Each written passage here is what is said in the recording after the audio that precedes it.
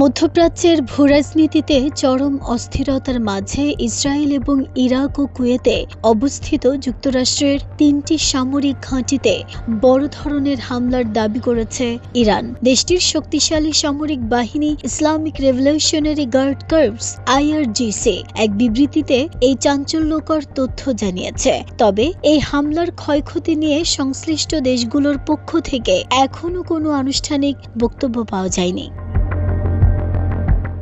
IRGC বলছে, তাদের ছোড়া ভারী ক্ষেপণাস্ত্র সরাসরি ইসরায়েলের বাণিজ্যিক শহর তেল আবিবের শিল্পাঞ্চলে আঘাত এনেছে।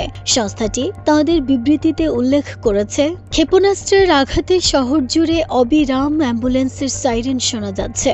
এছাড়া ইসরায়েলি কর্তৃপক্ষের পক্ষ থেকে হতাহতের সংখ্যা বৃদ্ধির পরোক্ষ স্বীকারোক্তিকে এই হামলার গভীর প্রভাব হিসেবে চিহ্নিত করেছে তারা।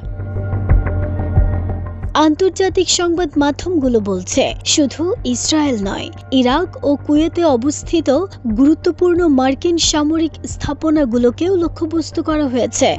IRGC জানিয়েছে, ইরাকের এরবিলে অবস্থিত হারির বিমান ঘাঁটি এবং কুয়েতে মার্কিন সেনাদের আবাসস্থল আলী আল সালেম ও আরিফ জান ঘাঁটিতে শক্তিশালী ক্ষেপণাস্ত্র ও ড্রোন হামলা চালানো হয়েছে।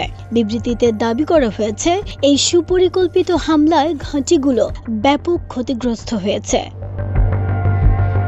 মধ্যপ্রাচ্যে ইরান ও তাঁর মিত্রদের সাথে যুক্তরাষ্ট্র ও ইসরায়েলের এই ধারাবাহিক পাল্টা হামলা পুরো অঞ্চলকে একটি বৃহত্তর যুদ্ধের দিকে ঠেলে দিচ্ছে বলে মনে করছেন আন্তর্জাতিক নিরাপত্তা বিশেষজ্ঞরা। সাম্প্রতিক সময়ে মধ্যপ্রাচ্যের আকাশ সীমায় ক্রমবর্ধমান উত্তেজনা বিশ্ব সম্প্রদায়ের মধ্যে গভীর উদ্বেগের সৃষ্টি করেছে। একের পর এক পাল্টাপাল্টি হামলার ফলে সাধারণ মানুষের নিরাপত্তা যেমন হুমকির মুখে পড়েছে, তেমনি বৈশ্বিক জ্বালানি বাজারেও এর প্রভাব পড়েছে। নাহিদা স্মৃতি, দেশ রূপান্তর।